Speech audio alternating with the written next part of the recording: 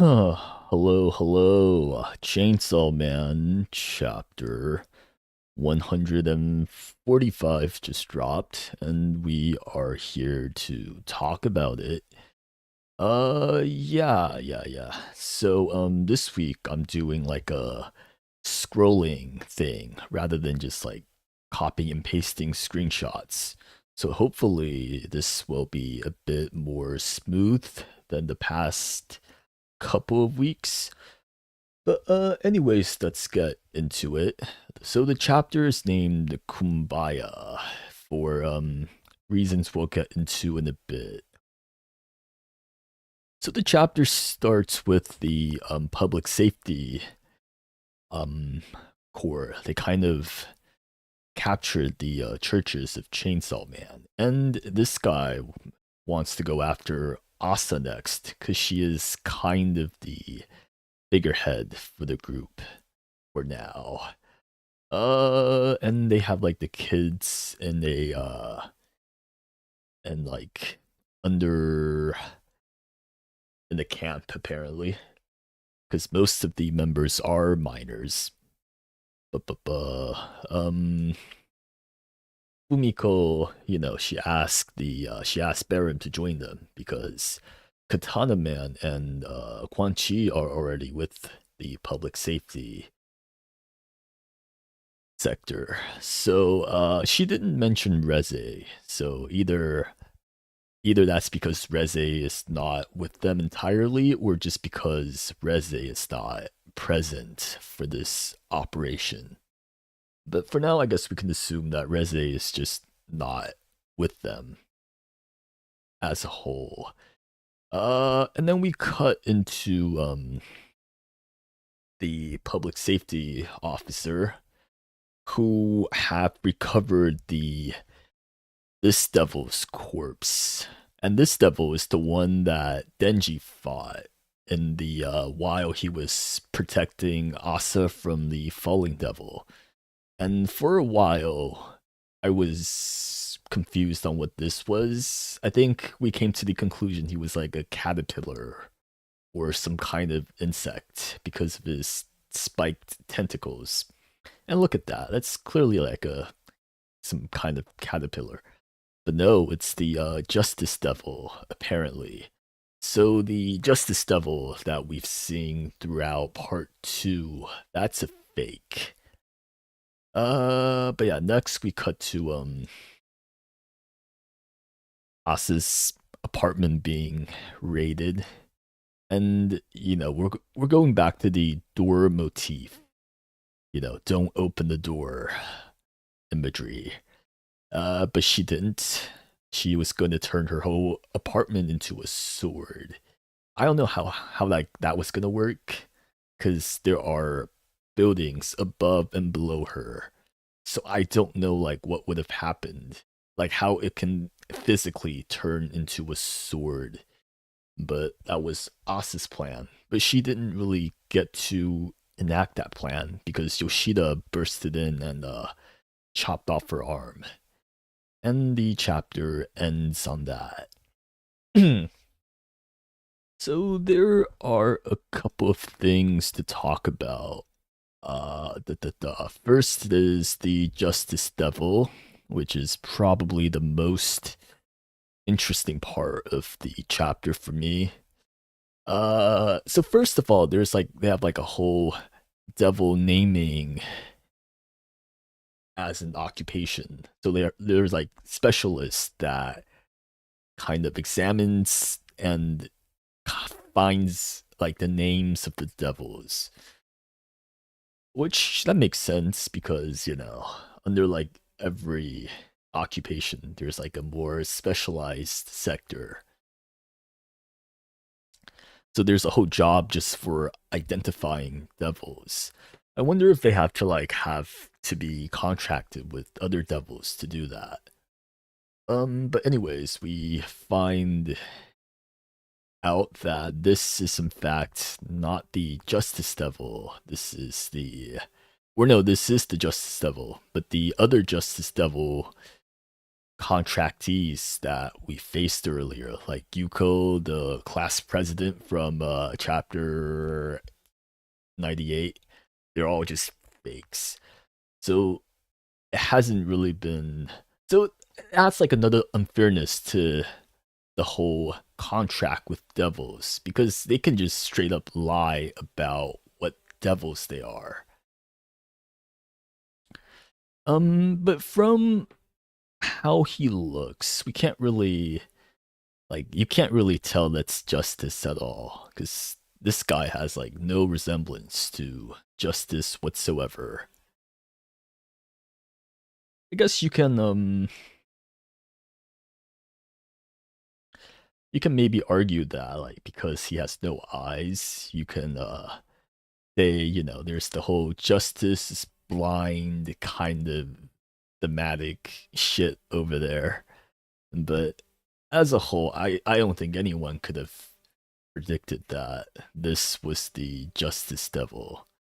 I also thought about the A11 mark, if that's like a reference to something.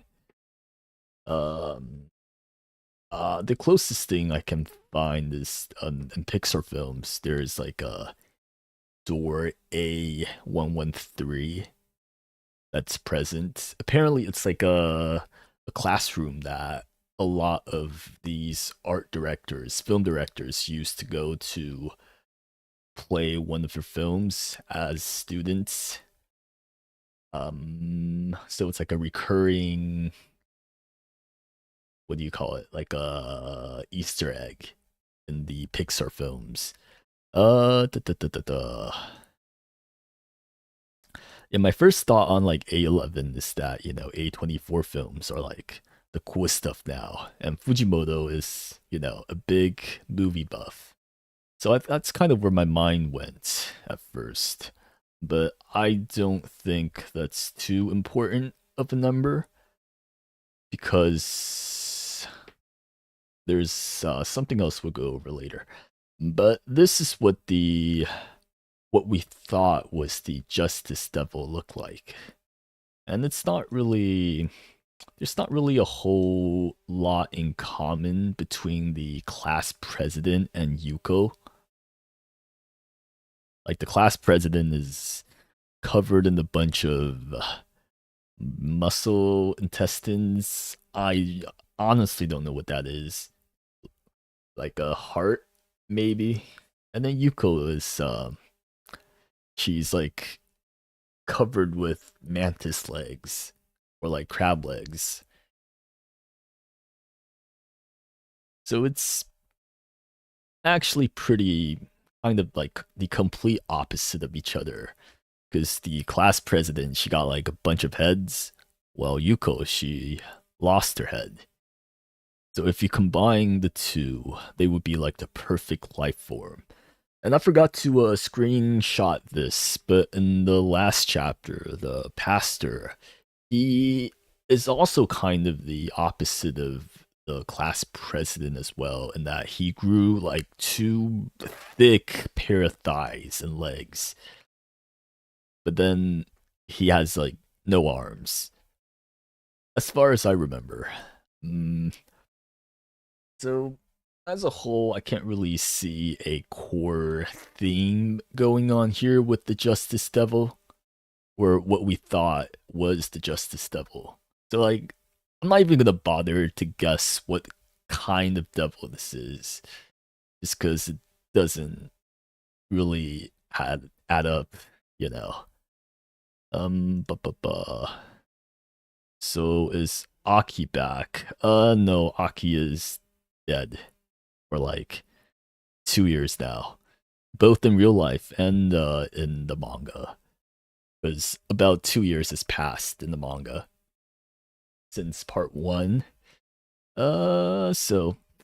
Anyways, moving on from the Justice Devil, we got Kumbaya, which is what Barum was chanting as he was getting arrested. Uh, Kumbaya is kind of like a folk song that African slaves in America were supposedly chanting as they worked. And Kumbaya supposedly means, arise, my lord, or rise, God. It's like a prayer mixed with a song and asking for God to free them from their suffering. So in this context, maybe maybe he thinks he's like being oppressed in some form. Ba, ba, ba.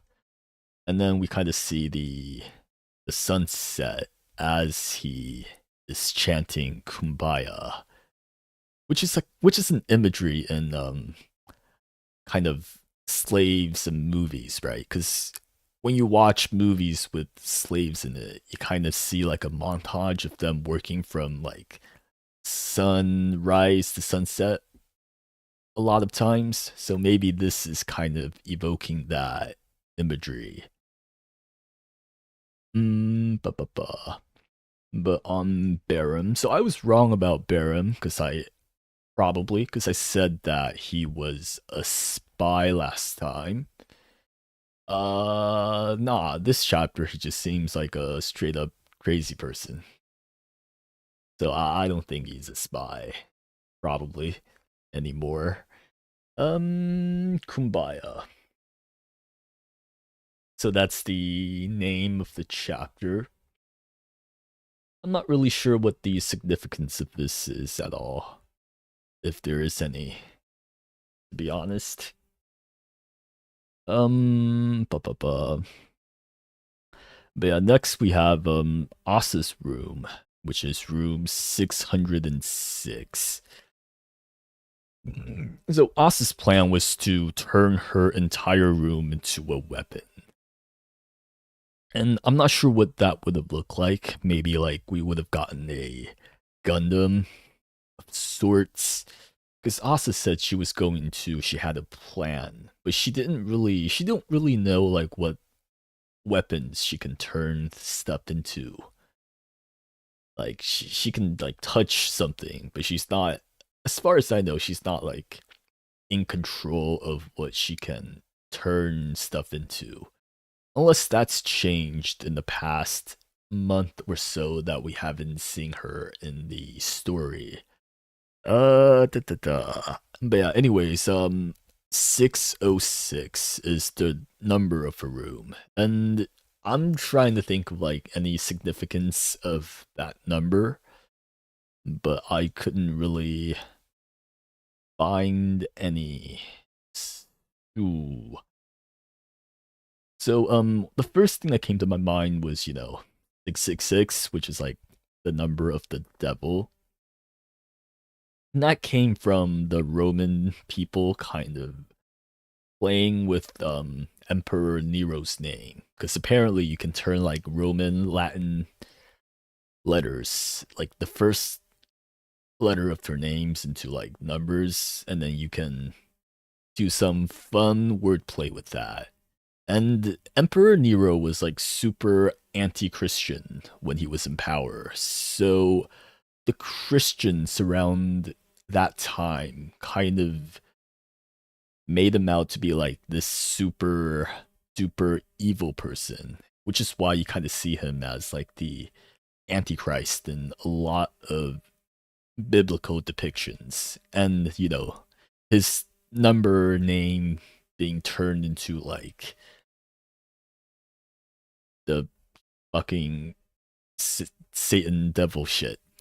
But originally it was actually 616. So I wonder if 606 is like a play on that. And if you turn 606 into Roman numerals, you get like DCVI. I don't know how this works. But yeah, that's about all we got for this chapter. As usual, let me go over the chapter to see if there's anything else I can talk about. Du-du-du-du-du. Um, but yeah, there is going to be a chapter next week.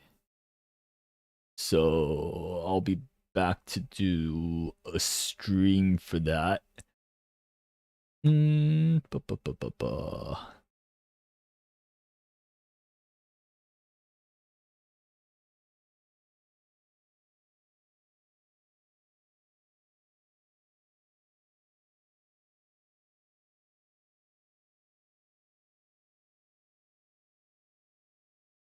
I guess I covered all that there is about to cover.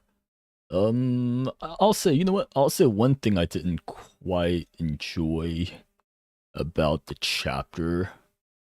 Well, not necessarily the chapter itself, but more so like about part two as a whole, because I feel Asa and Yoru's characterization are kind of not even sidelined, just like barely there. Because when Asa was about to turn her room into a sword, Yoru was like, oh, you changed, bro. But then it's like we don't really see them interact all that much. So this is like the kind of dialogue you would hear, characters that known each other for a while say, right? But it's like, I don't know. I feel like this is one of those times that it would help a lot if we see them interact more. But yeah, that's I guess it's about it. Kumbaya. All right. Kumbaya, kumbaya. I guess that's about all there is to cover for the chapter. I'll see you guys next week.